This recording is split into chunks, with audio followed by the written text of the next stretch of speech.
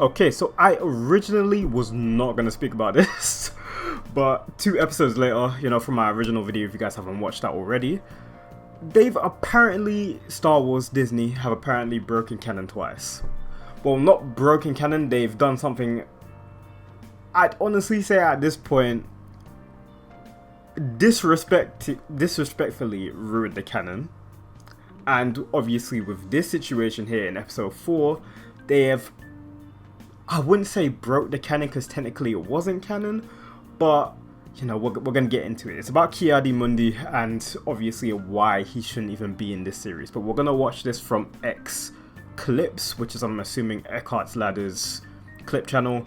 And then I'm going to go into just more in depth on my thoughts about Disney breaking canon, Mundi was shown as a cameo in the 4th episode of The Acolyte, which would technically break Star Wars canon. Here's why fans are either surprised or just straight up pissed. Ki-Adi-Mundi was born in 93 BBY, whilst the events of The Acolyte take place in 123 BBY, meaning that the show happened roughly 30 years before he was born. So this is why some fans are not exactly happy that the show is messing around with timelines. The fact of the matter is, his birthday of 93 BBY is in fact legends only. We've had no confirmation of Mundi's age in canon at all. So him appearing in The Acolyte is technically possible. In the 2003 Star Wars Ultimate Alien Anthology, the Saurian species tend to live upwards of 65 years old. Anything older is possible, but quality of life would be questionable. So if Ki-Adi-Mundi is a young adult in The Acolyte, then he must be incredibly old during episode 1, suggesting that the Saurian average lifespan must be much larger than in Legends. However, Plo Koon's age is also a really weird topic. He's the ripe old age of 382 during the Clone Wars, yet for the standard age of his species, Kel Dor,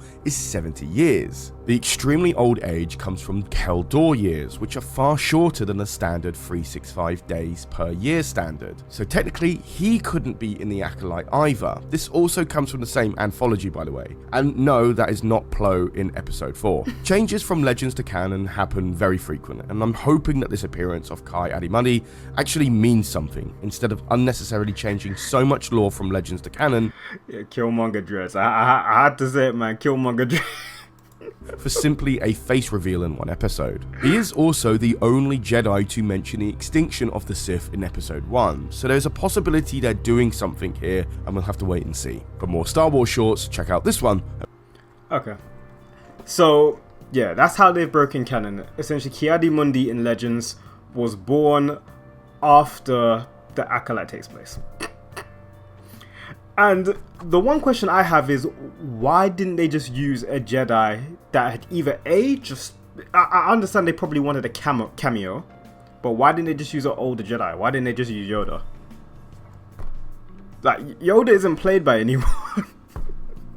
He's CGI or the puppet. Obviously, I'd assume you just use the CGI version because the CGI version looks the best. I know in Rise of Skywalker they used the puppet, I'm pretty sure anyways, so I might be mistaken about that. But just use the CGI Yoda. I don't know why they use Ki-Adi-Mundi. Like, this one in particular it's egregious because it's like you didn't have to do it. But the one that I want to talk about, and one of the issues with, I think it was Acolyte episode 3, because again, let me just explain my background. I watched episodes 1 and 2, which I explained back in my last video, but I didn't watch episode 3 or 4 because I do not like the Acolyte. I didn't think it was entertaining, and I thought it was boring. So what did I do? As all of you guys who, watch TV shows, like, if you don't like something, you don't watch it. You get what I'm trying to say? I wouldn't want to contribute anything towards something that I don't enjoy. So that's the whole reason why I haven't watched episodes 3 and 4. And I assumed this series was just going to be not swept under the rug, but just be like filler. It's just going to be there and it was going to do whatever. But episode 3, allegedly, well, it's not allegedly, but this is what happens. Obviously, I'm saying allegedly because I haven't watched the episode. They introduced these witches, and these witches apparently give birth through the Force. You know who that sounds like? So you see the protagonist of the prequels, Mr. Anakin Skywalker, who was born through the Force. That's what it sounds like. And that creates many issues, obviously, with Darth Plagueis, Darth Sidious, and them creating Anakin. And that whole process of being basically a get back from the Force. You know, basically being a retaliation from the Force due to them trying to make a whole dark side being, and it obviously backfired, and instead they got Anakin Skywalker. I feel like the people that write this show are either A, trying to do everything in their power to make sure that the Star Wars fans and the Star Wars universe is just blown out of the proportion and blown out of the way, or B, they legitimately, as they have said, don't know anything about Star Wars. You know, I've heard that apparently like the writers have never watched Star Wars before. The easy way, a very easy and simple way to fix all of these, you know, issues in canon, you know, all of these storyline, like a better word, just issues, you know what I'm saying, all of these issues, these mess ups, these screw ups, and this is what I've suggested multiple times, you know. This is what, well, I'm not suggested, but this is what I've always thought of, and this is what multiple people have suggested as well. Just hire a lore master. I've said this multiple times. Well, I thought this, you know, other people said this multiple times. It's very easy just to hire a lore master, someone who, while these creatives are writing, you know, or directing or creating these projects, someone that can just be like, yo, you can't do that because this happened. That would solve so many issues. But again, I'm going to get a little bit into the more, I guess not technical, but the reasons why Disney would not do this. Because I know a lot of people are getting frustrated. We've been getting frustrated since The Last Jedi, you know. Why aren't Disney just hiring a lore master? Why isn't Disney just sticking to the canon that they already have, or sticking closer to Legends, or just making sure they don't do anything that breaks canon? It's all because of money. And I know a lot of people are probably thinking, well, that doesn't make sense. They would make more money if their projects were better.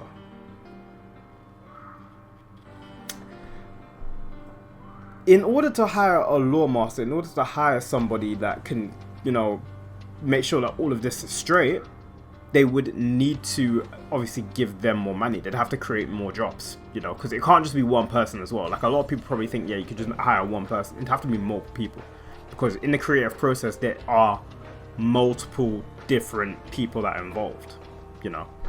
So in creating more jobs, it means in the short term, Disney would lose a lot more money. And they answer to the shareholders. So in the business sense, I can understand why Disney likes McDonald's Star Wars, you know, because the casuals, the people that aren't too in tuned into Legends, too in tuned into the comics, I'm talking about the canon comics as well, too in tuned into like all of the extra stuff, you know. Excuse me. You know, maybe the people that have just gone to watch episodes 7, 8, and 9, they've never watched 1 to 6. You know, those people, they are going to go ahead and watch the Acolyte. And I've said this multiple times. Like, I said this in my last video. If the episodes get better, I don't mind watching the next couple of episodes. But as you've seen here, they don't really get better. You know what I'm saying? I don't have an issue if the episodes are good, but they're not. You know, a lot of these, you know, casual Star Wars fans, they don't care whether or not it's good or not. As long as it's watchable, they'll slap it on while eating their dinner and talking on the phone. That still gives them subscriptions. That still gives them money. That's, again, the reason why I'm not watching the extra episodes. Because Disney are getting paid. You get what I'm trying to say? So from a business standpoint, you can get why Disney aren't going ahead and listening to the fans, or to the hardcore fans anyways, that love this and want it to thrive. From a business standpoint, it doesn't make sense for them.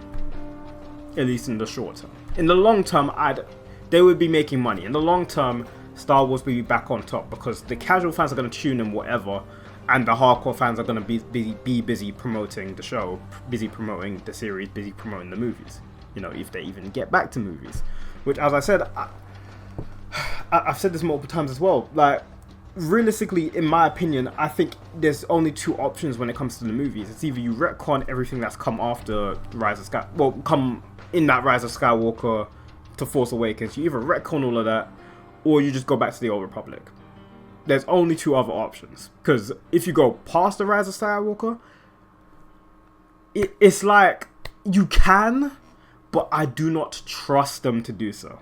You know, like, at that point, they're not going to give us what we want. You know, they're not gonna know how to move forward from the Rise of Skywalker. And I don't think they do, because otherwise we would have episodes 10, 11, 12. So my whole thing is that I've always believed they should just move to the Old Republic, do stories, you know, involving maybe Revan Malik, you know, I know, I'm a nice Old Republic fan, you know. But move in that era of the Old Republic, you know what I'm saying? Move in that era, because there's so much you can do. That is legitimately the open area. You have Sith you can go and do stories about. You have Jedi you can go do stories about. And you can also look at just the average man. You know, like, you can get the Andor shows type there. You can get the, you know, those Rogue One as well as those big Jedi battles. You can have the best of both worlds there. Just don't mess it up. You get what I'm trying to say? But Disney, again, are they going to do that? No. And this is one thing I also do want to speak about as well before I do end the video off here. Because again, like, when it comes to these canon issues and these, them just constantly breaking canon, them just constantly... It's like, the thing is, Disney don't always do bad, you know? That's one thing I think a lot of Star Wars fans that, again, like me, that have a lot of issues with what they do kind of fail to admit sometimes. You know, Rebels, for example, Star Wars Rebels, it's a good show. It's good Star Wars. But the problem with Star Wars is that they have the highest of highs, which is like Rebels and like Clone Wars Season 7. And they have the lowest of lows with the Acolyte. The lowest of lows. Like, even the Obi-Wan show, the lowest of lows. Like, what they did with, like, the whole Obi-Wan Anakin, like, final fight thing, it was good in terms of, like, the emotional impact of, like, when, you know, his mask got broken off, and then obviously Obi-Wan finally got to see that, yeah, Anakin is gone. That was good. But everything surrounding that fight was horrendous. Like, Obi-Wan at that point should not beat Anakin. No, not Anakin, but Darth Vader. But you know what I'm saying? He shouldn't beat... He should have been nowhere near defeating Darth Vader. I don't care what mental nerfs he had. I don't care. Darth Vader at that point is stupid strong. Like, it was one of them ones where, like, when I was watching, I was like, yo, that's just stupid. Like, I don't know why they did that. Even the whole thing with them meeting after Revenge of the Sith breaks canon. Because what does Darth Vader say in A New Hope? I haven't felt that presence since... walks away. And then when he finally meets Ben Kenobi, Obi-Wan, he says, when I left you, I was but the learner. Now I am the master. Which implies it's been, first of all, it's been multiple, it's been, they have not met each other since Revenge of the Sith. That's what it basically implies, you know. After his legs and hands got chopped off, they have not met since. That's what it implies. But Disney wanted to ruin that. Also, the fact that Obi-Wan even exists and he's just been chilling on Tatooine, and then he's gone out of hiding to then go back into hiding on Tatooine. It's like, how did no one, the Empire, Darth Vader, not? You get what I'm trying to say? Like, they break canon so many times that it's so frustrating because they didn't need to. You could have done something way different with Obi-Wan, and you could even set that up into a Darth Vader show. Like, George Lucas used to be so good with this, you know. He specifically made it so that in the Clone Wars, Anakin and General Grievous never fought. Purely because in Revenge of the Sith, he first meets General Grievous.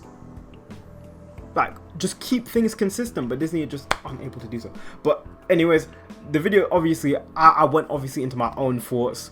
I do want to end the video off here because I don't want to make it 20 minutes long, but these are kind of just my issues with Star Wars, you know. These are kind of, I again, didn't want to originally speak about this, but it's because of how egregious it's been within 2 episodes where they've broken canon twice. Well, not broken canon, but they've broken canon here, but they've then gone ahead and essentially, I don't want to say spit on, but like they've essentially downplayed what Sidious and Plagueis did with Anakin.